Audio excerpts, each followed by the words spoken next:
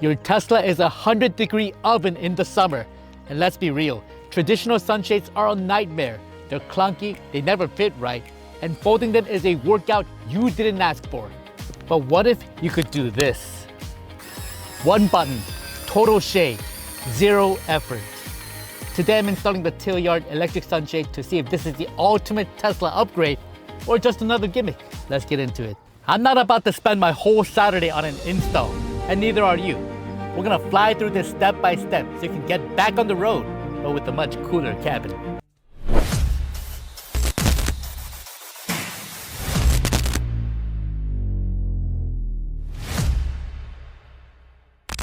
Let's see what's in the box. We have the metal window shade attached to the power cord, along with some cosmetic accessories.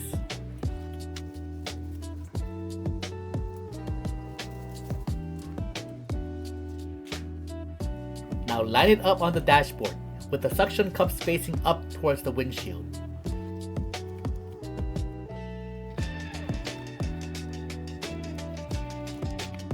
To secure it down, first loosen the screw.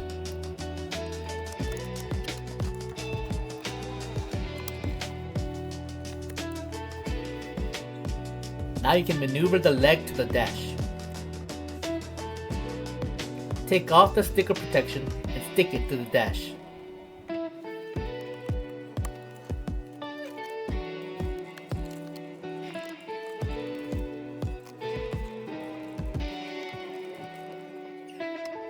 Then screw the leg tight so it pushes up to the windshield.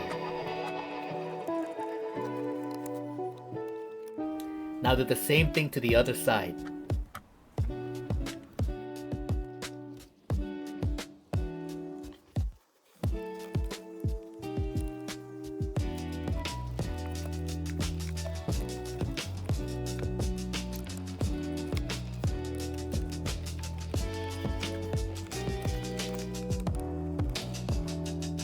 Use a trim tool to push the wire inside the lining.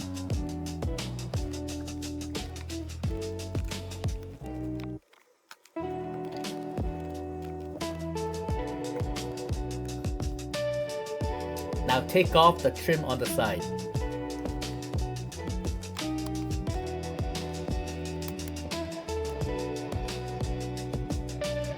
You're supposed to push the OBD connector into the slot located on the left side bottom, but this only works for Chinese models. For US and European models, the OBD slot is missing.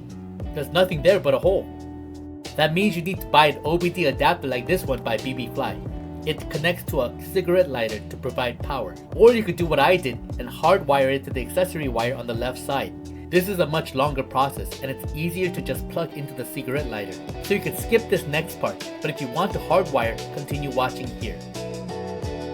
First, let's go to VC left. And why don't I just tap a cable to the battery, like all my other cars? Because this is a Tesla, and a power surge from the battery could damage the penthouse and void your warranty. I've seen many customers with a $1,400 bill for short-circuiting the penthouse.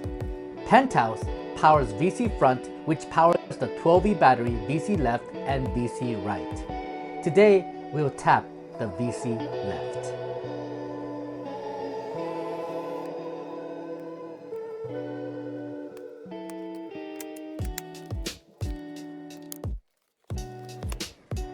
Okay, let's tap the correct wire. It's the thick red wire in the middle of the harness. You really have to dig into it. In my car, it's wrapped around the purple wire. It's not the thinner red wire that's wrapped around the black wire.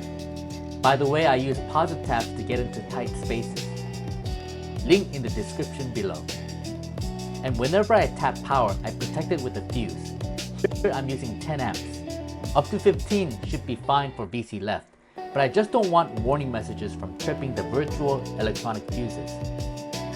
Just making sure I'm getting 12V, or technically 15V. Another option is to tap this thick red wire in the back.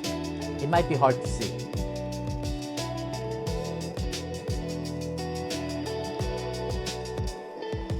A third easy option is to buy a tow harness from Tesla. I got it for free, but I think it's like $5. You just stick it in, and the red wire is constant 12V and the black wire is ground. but I like to tap my own ground. Just drill a small hole and sand down the paint.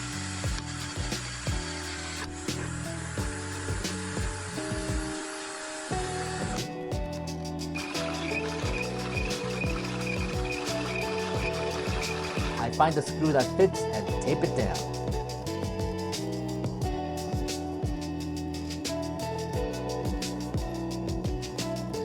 Cut the OBD power wire and separate the black and the red wire.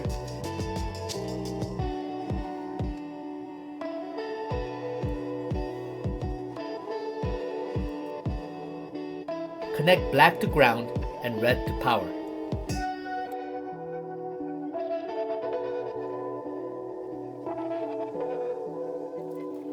Installation is almost done. Now tape down the power button. The small button is to turn it on and off. The top button is to raise the screen. You'll notice it doesn't go all the way up. Now you have to adjust it. It's hard to see, so I opened it up for you. You see the small black wheel?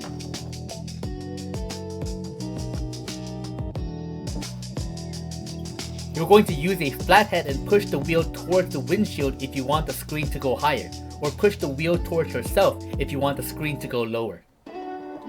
Now I have a lot of accessories on my windshield, so I don't want it to go all the way up, so it's great that you can custom measure the height. But I have to tell you, you have to rotate the wheel a lot, just to make it go up a few inches. After adjusting several times to make it perfect, let's test it out.